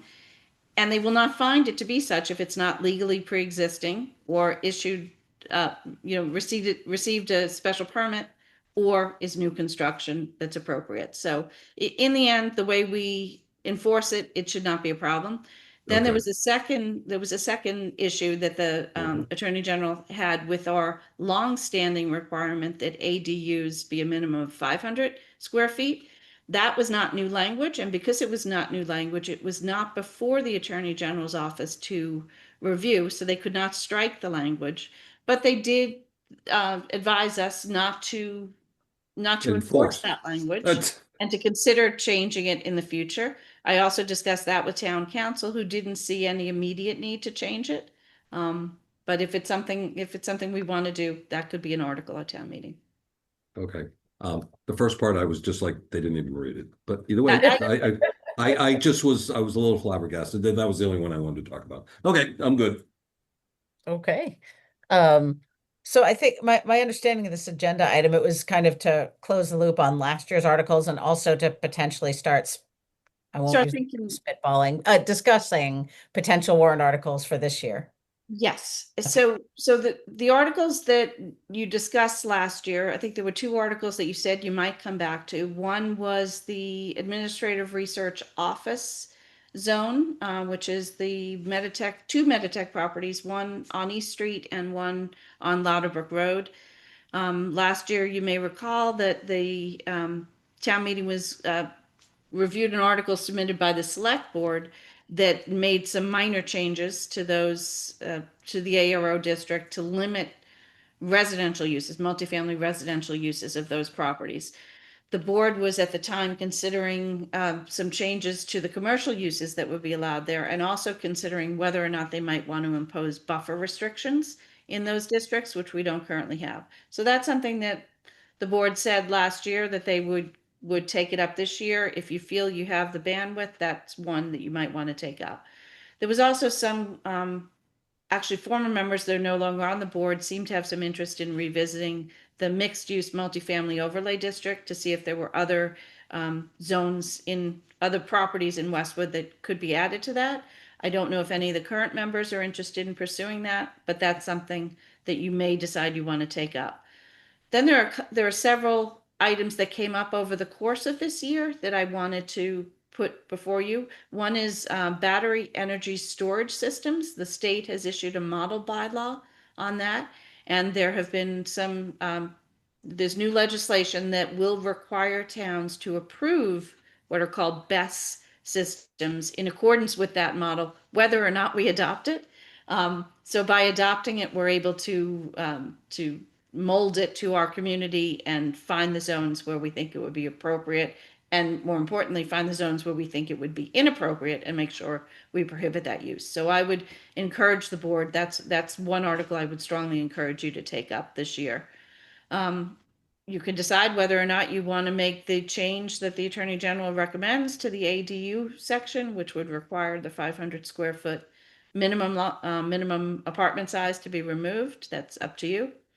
And then there are two others that we received requests from property owners or commercial tenants.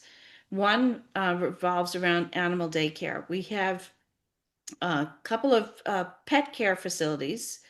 We have a definition of pet care facility which specifically excludes animal daycare. And we have a couple of pet care facilities on High Street that want to allow animal daycare. So they want the planning board to consider whether or not they would recommend making a change to our definitions and a change to the uses to allow pet care facilities to have animal daycare. We do actually have one pet care facility on Providence Highway in a different district, not in a local business district. That one is in a highway business district, and they have two uses there. One is their pet care facility, which doesn't allow animal daycare. The other is a commercial kennel, which does allow daycare. So they can do that because they're in a highway business district. The way our zoning bylaw is currently written, local business district businesses cannot have animal daycare. So that's something you may want to consider. And then another request from a business we received was from the Julia Ruth House. We have a section in our bylaw that pertains to adult daycare, and it's a little bit unusual because it specifically limits the number of clients to 20, which is a little bit different than anything else we do. So for instance, we have animal daycare, we have child daycare. There's no limit on the number of clients. A facility is proposed and the board reviews to make sure the parking is sufficient and that it meets all the concerns under your site plan review. But here, they're just simply restricted to no more than 20 adult users. And they requested that we consider either eliminating that cap entirely or at a minimum increasing it to 30, because they would like to meet the needs of people who are looking for adult daycare by allowing more clients. So those are the ones that I think are most ripe for your consideration, but there are, and housekeeping, that we have several housekeeping issues that we will propose for you. They're not worth going into now. They're numbering errors, spelling errors, things like that. If you want to make some changes to your definition section, there are a couple of definitions that we are proposing to add, such as for electric vehicle, for EV charging facility. Those are not currently defined in our bylaw.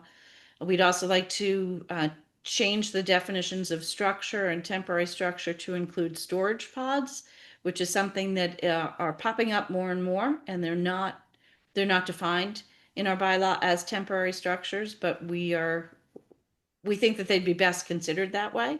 In most cases, they're simply approved under a restoration or rehabilitation permit for a property, and they go away when the project is done. But we've had increasing numbers of examples where residents have simply had storage pods dropped on their property and they stay for years without approvals. So that's something that we would like to kind of get our hands around if you're willing to consider that.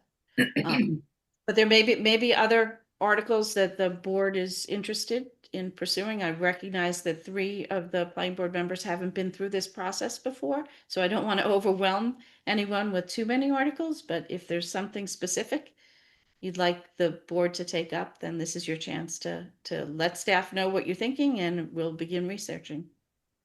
All right, thank you. Mhm. I always love this when everything's kind of on the table. And this year I'm very happy that so far the state hasn't, there's been no legislation at the state level that is requiring us to do something, so that we can actually look at what we would like to do on a truly local level. So this is the first time in several years that we haven't had to invest a significant amount of time into higher level legislation and responding to that. So yay. I There's a have, comment, there's a comment thanking Nora for the pods mentioned in the Q&A. oh, yes, excellent. That's Paul Kelly. Thank you, Paul. If we could just get your address for the record, that would be great. Thank you. I have a couple, but I would like to let my colleagues go first if they have some thoughts. So I will open up the floor. Mike. I just wanted to ask sort of about the process ahead in this. I think everything Nora mentioned is really important in its own way. And the issues from ARO district down to the pods are all very different, but I think all need to have a pretty good look and a discussion. We're obviously not going to start that tonight and go to 1 a.m. I'm curious what the process will look like and when it needs to be wrapped up. I came tonight to pitch something about the ARO district. I don't think it's the time tonight to dive into it. So I guess my question is just process and how do we want to structure this and where do we need to end up and at what date? You're muted. Muted, Nora. You're muted. Thank you. What we're gearing towards is a public hearing at your first meeting in January. In order to do that, we would have to advertise something in early December. So you have your next meeting is on December 2nd, and you would have a more lengthy discussion of articles at that meeting. We would have to be prepared to have an advertisement ready almost immediately after that hearing that describes the articles that you wish to go forward or that you are considering going forward. We advertise everything that you might want to bring forward, and then we can always back away from something if you're not prepared to do it. But we need to advertise it to hold that hearing to start with. So if you liked all of the articles that I mentioned and any others that you want to join into that, and we discuss them all on April 2nd, Elijah would be working on preparing he'd have ahead of that meeting a draft of a proposed hearing notice so that we could leave that hearing, add anything that the board members asked for another article and get that hearing to notice to the paper right away. And then we flush out the actual language of the article over time. And we have a lot more time to do that. So that first meeting, December 2nd, you discuss in concept what you'd like to do. At your second meeting in December, you can flesh out a little bit more of the details. Then you'll have your hearing that'll begin the first meeting in January. And then you consider your first draft of all the articles, and you can continue to change it. Mid-January, you go before the Finance and Warrant Commission for the article sponsors meeting to give them an idea of what you're looking to tackle. And then you have another meeting in January where you continue to refine your language. You go back to the FinCom in late February for their official public hearing. And by then, we want the language to be fairly close to what you're proposing voters consider. Then your next step is the March FinCom, their second hearing. And by then, you have to have your language absolutely crisp, clean, and final. So what do we need by the next meeting? That's kind of like, do we have enough time? Like we can devote, half of the or 60 minutes to the next meeting to go over some of this stuff. And I'm not saying we're going to take it all up, just to talk about it, and yes, and have staff brief us. And what do you guys think? If you only want to do 2 or 3, what's your recommendation for the top 2, right? So that's what you will be doing at the December 2nd meeting. You'll be discussing them in detail. If any board members have an inkling of something that we didn't discuss that they would like to tackle, I'd recommend between now and December 2nd, reaching out to Elijah to give him an idea so he can begin pre-drafting something so that it can be ready for an advertisement. That doesn't mean you're stuck on going forward with it, and the planning board then will decide on December 2nd what they wish to go forward with for the ad purposes, but that doesn't mean you're locked into bringing it to town meeting. Awesome. Awesome. And I just want to add, if you do have a general idea of what you want to pursue, give us some specifics, because it depends how we write the advertisement and what we can do with it. So, for example, like something may just be as simple as a definition change, but if you want to do more than that, then it's an article in itself. So just give us a little bit of specifics. It doesn't have to be anything set in stone, but enough so that we can advertise it in a way that you have the ability to take it where you want to take it through the process.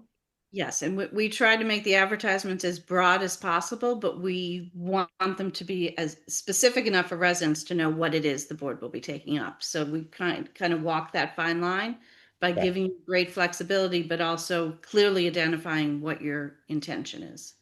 Got it. Thank you. Other comments or questions from board members or ideas? I mean, in timing, I mean, I can pitch it. I have an idea I've been thinking about. It'd probably take me 5 to 7 minutes to get it out, but I can wait until December 2nd too, when we kind of go through all the potential ideas. I'm happy either way, and maybe it's better for me to catch up with staff quickly, and that might change what I'm thinking about hearing feedback from them. Give us a preview. I missed my train, so I'm not going anywhere. Oh, jeez. Well, I mean, I think this probably pertains to the ARO district, although I'm open to creative ideas. But I guess the idea I have in my head very broadly is,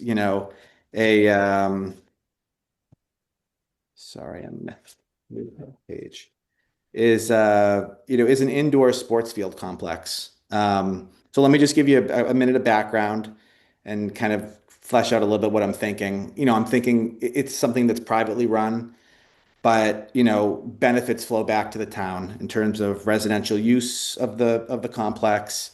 Obviously, there's major tax benefits in terms of commercial tax, but also meal tax, snack bar, restaurant stuff like that. Anyone involved in youth sports recently knows like youth sports has exploded.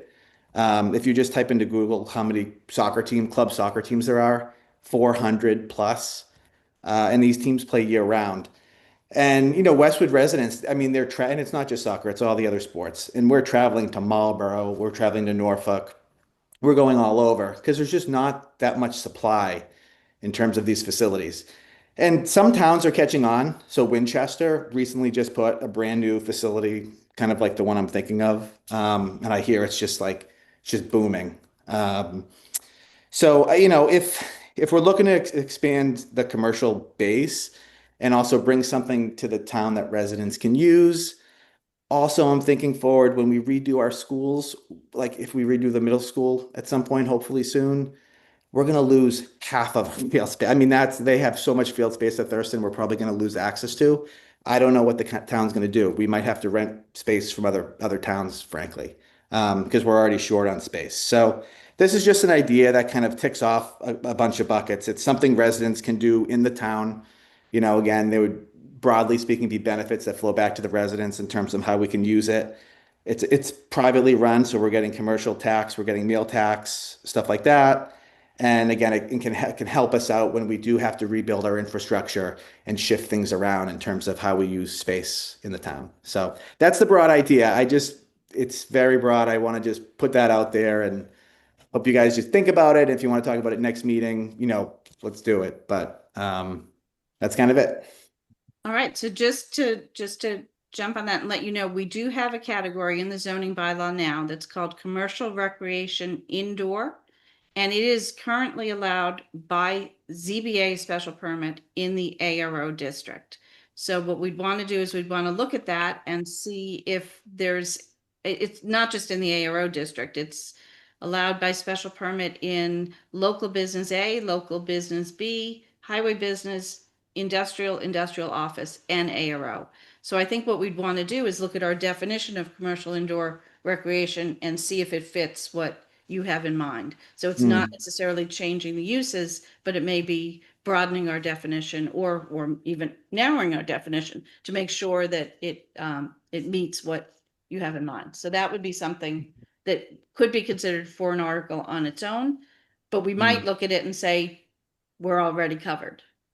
Yeah, definitely. And I'm curious how that affects, and obviously like you need buy-in from other parts of the town that we want to go try to attract this type of business. I don't think we would just sit there and wait for a miracle and someone, but in terms of the zoning, I guess what I'm thinking, yeah, what you said, we try to find a way to zone this to make it more attractive and more easier for someone to step in and be interested, right? So yeah. So right now, if someone wanted to have commercial indoor recreation, they'd need a ZBA special permit and they would need site plan review by the planning board. What the board can decide whether they want to do something that's a little different. It could be a planning board special permit instead of ZBA, which would all be rolled Yeah. into one. So it'd be more of a one-step process than a two-step. Yeah, I think even putting it in an article and people in the town start to read this, it starts to send a message too. And I mean, that's just, it starts the process of getting the idea out that like we would be interested maybe in something like this. Obviously, if there's more buy-in from planning board and other parts of the town, but yeah. That makes sense. Gonna throw a hockey rink in there too? Tim's on this, so I don't want to say yes or no. Hockey rinks are a little different, but I'm just thinking, I mean, field hockey, lacrosse, soccer. I mean, there's 6 or 7 indoor field sports, and these club teams play 10 months a year now, and 4 or 5 months a year, you can't really play outside. So, yeah, we're going to Norfolk, Marlboro. We're probably going to be going to Winchester. They got this new complex. I'm sure towns are going to be putting things up like this around because, again, the demand far exceeds the supply right now. So, And that's just taxed at a commercial rate, correct, Nora? It is, yes. That's what I thought. We like As that. long as it's not owned by the town or a nonprofit. Well, yeah. yeah. And is the food a different tax too? Or is that an It extra would tax? be, It'd be meals tax.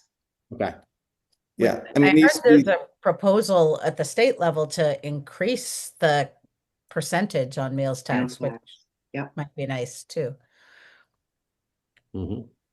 Anyway, thank you for listening all. And yeah. I think that's interesting. And to kind of piggyback on that with the ARO, I've been thinking about, because I've gotten some feedback about the action we took last year with the East Street parcel in mind. I'm thinking it might be time to start thinking about decoupling the 2 ARO zones, because I do think what I'm hearing is that the needs and the wants for each zone may be different at this point. There were folks at Foxhill Village that weren't excited about limiting the amount of residential units that could go there, because in their mind they'd like to see it expand a little bit because they want to build more. So what works in one ARO property today may not continue to work for both of them anymore. And I understand the reason that they were put together in the beginning, but as the properties have evolved, as the town has evolved, it might be worth considering finding a way to not lump those 2 together anymore. That's just what I'm hearing based on feedback. So, and that might play into what Mike's talking about too. There may be uses that we want to incentivize in one property that we really don't want to in the other, and vice versa. So it's just something to consider if we're going to be making changes to the ARO this year, next year, whatever. I would advocate for considering that as part of the discussion too, is does it really make sense to have those 2 parcels still under the same blanket zoning? The other one that I always want to come back to is the tree canopy bylaw, but I think we could leverage some of the work the Conservation Commission did in their tree replacement and tree policies potentially, but I also understand if that doesn't work for us this year. And the other issue that I've had some outreach on that I don't believe would be planning board, but perhaps we could make a recommendation to the select board as a general bylaw thing, is I've had some outreach from some residents about the number of Airbnbs in town has grown significantly since the last time we had a conversation about Airbnbs, where I think there was 1 or 2 that were a topic of conversation. The question of oversight, regulation, perhaps by the Board of Health, and also potential tax revenue and implications there is of interest to some residents who have reached out. So I know that's not really something we can address, but perhaps something we could make a recommendation on. Mhm. And those are the ones that came up for me since we're having the conversation, and ARO came up. I kind of wanted to pop that in there too. So, and again, we don't need to take a deep dive tonight, but if staff's looking for feedback, those would be the things that I would ask that we kind of look at.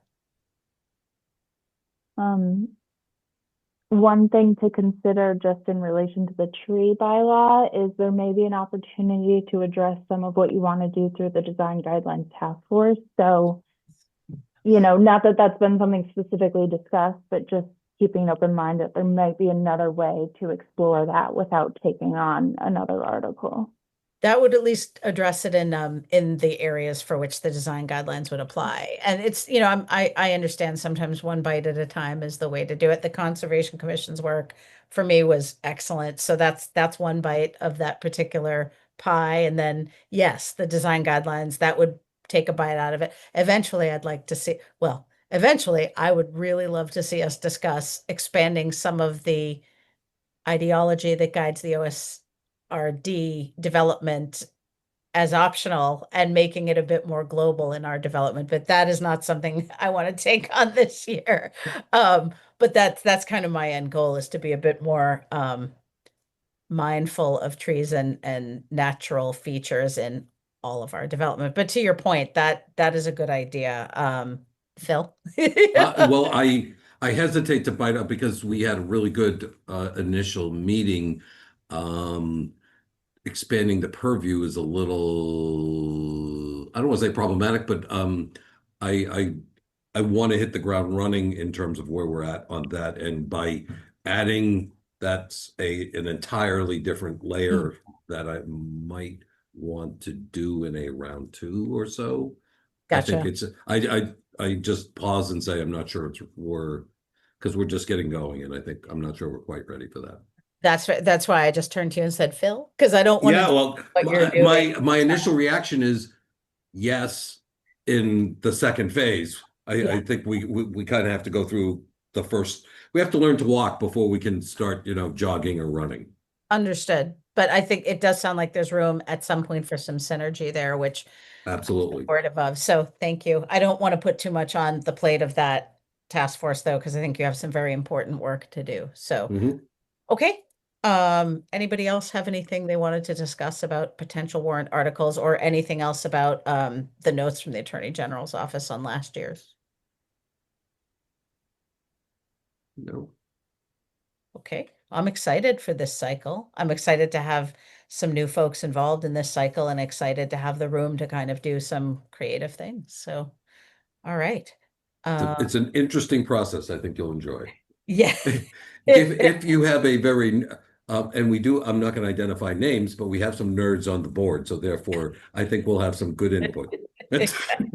I do. I think it'll be a very don't look in the mirror if you're now thinking I'm pointing at you.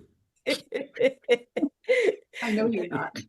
It'll be I think it'll be a really interesting process this year. I really am looking forward to it. So, all right. Then our next agenda item is minutes. We have 2 sets of minutes, one of which was for October 21st, 2025.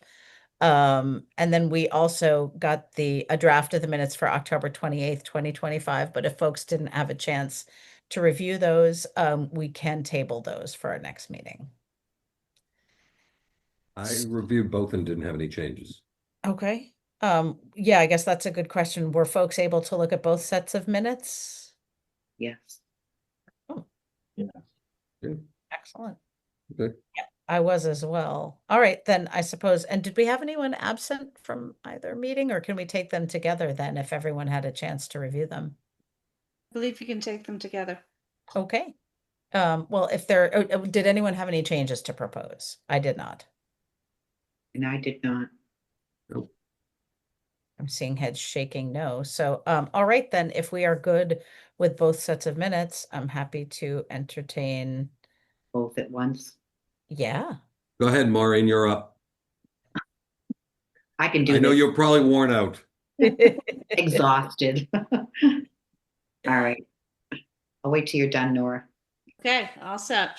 All right. I move that the planning board approve the minutes for the meetings of October 21, 2025 and October 28, 2025 as presented. Second. I have a motion and a second. Any further discussion? Seeing none, I'll take roll call. Phil, Aye. Tim, Aye. Maureen, Aye. Mike.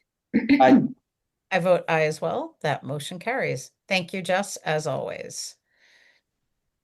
Next agenda item is agency and committee updates. Updates from agency and committee representatives. Has anyone attended any meetings? Nothing. Amanda, should we talk about housing? Yes. Do you want me to take this? Or You run with it. I've talked too much today. Excuse me. So I sent you all an email. The more or less final draft of the housing production plan is available. We're just missing the appendix, which I'm working on. The members of the housing partnership have expressed wanting a little more time to review. So we had advertised the hearing to open December 2nd, along with the rules and regulations of the planning board. But we're likely going to automatically continue it on the 2nd and discuss it on, I believe it's the 18th is one after that. Just so the housing partnership members have a little more time to go through it and suggest changes before they vote to recommend it to the planning board and the select board. It is a lengthy document, and it's very data heavy. So I recommend starting to look at it now if you haven't already. So the process is it'll come to the planning board. You guys will be ultimately holding the hearing where you can accept public comment and you can incorporate changes, kind of like with the climate plan. If you have suggestions, you can vote to say, I adopt this plan with the discussed changes. And then once you guys approve it, it will go to the select board. They don't have a full hearing. They'll just simply vote to acknowledge that this is now the plan for the town. If you have any questions about it or want to make any substantial changes or comments that you want to discuss with me in advance, please reach out to me as soon as possible so I can start preparing for that. But yeah, please take a look. Thank you. Exciting. Any other agency or other liaisonships if folks have been to anything? I will say long-range financial planning is coming back to life. We have a meeting, I want to say it's December 1st, and it's going to be an in-person evening meeting. So folks can and should attend if they are free. So I'm excited about that. You had the town administrator process that you attended. Yes, actually. Not to prompt you. No, you're but right. I am trying to make my next train. No, that's a good point because I was so used to not being able to say anything because it was all very confidential. As folks have probably heard, the select board voted unanimously to begin contract negotiations with Connor Reed, who is currently the town administrator in Easton. I will say I am very happy with that outcome. Having lived in Easton myself for 5 years, I see there are a lot of parallels between Easton, where Easton was when Connor started his tenure as their town administrator, and where Westwood is now. So I see where Easton is now under his leadership and collaborative work with the boards and committees in town. I am very, very excited about him bringing that skill set and that expertise to us. And I just thought I really liked him as a person too. I think he's going to be very, very successful here with and for us. So I am very happy with that outcome personally. And we were very lucky that we had an exemplary candidate pool. I will say that. I don't think I can say much more than that, but we had a lot of excellent candidates to choose from. So we were in a very good position. So I'm very grateful to have been part of that process and very excited about what's in store for Westwood. So that's that. And yes, so long-range financial planning is coming back to life. I'm excited about that.